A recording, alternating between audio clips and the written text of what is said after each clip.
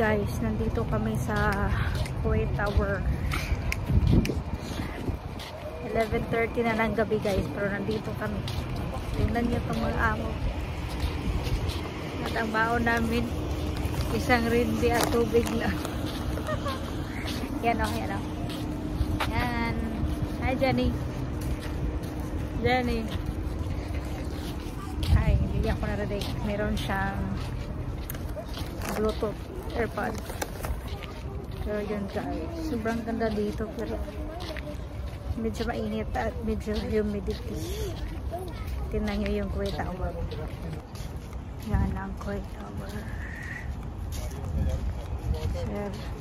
At si madam guys nasa sasakyan lang kasi galing siya afternoon duty. So, imagine 10:30 siya dumating sa bahay at yun 11 o'clock sabi ni Jenny na lalabas daw kami at pumunta kami dito at si madam ngayon nakaupo lang sa sasakyan kasi pagod siya.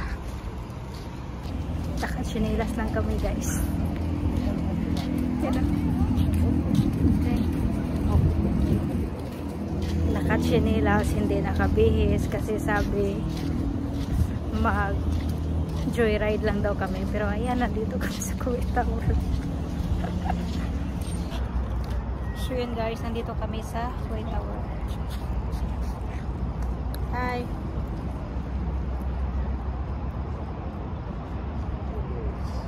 Kami lang dito, si madam wala.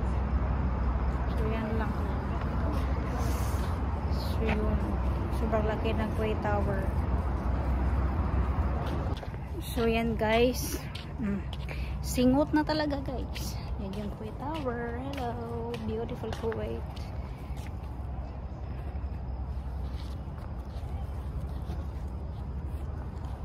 At nandyan yung buwan. Yan siya.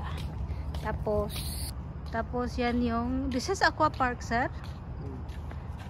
Aqua Park. Dyan si Jenny dati naliligo palagi.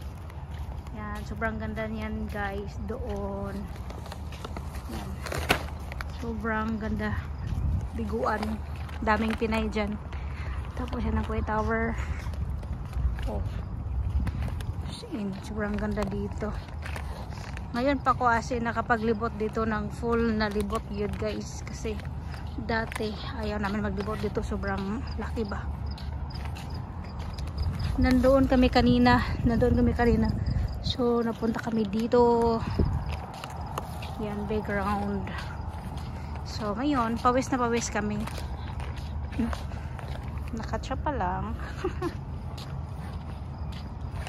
Nandoon si Jenny. So, yan yung mga rides kapag maliligo. So, mga bata. So, yan. Patapos na kaming makapaglibot. Kalahati na yung nalibot namin. Yan.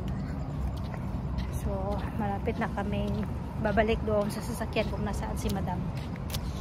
Ay, sobrang kilit. Bike station. May bike station din pala dito.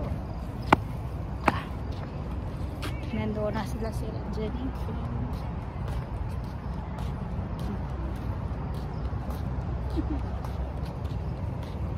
Ako nandito pa sa malayo.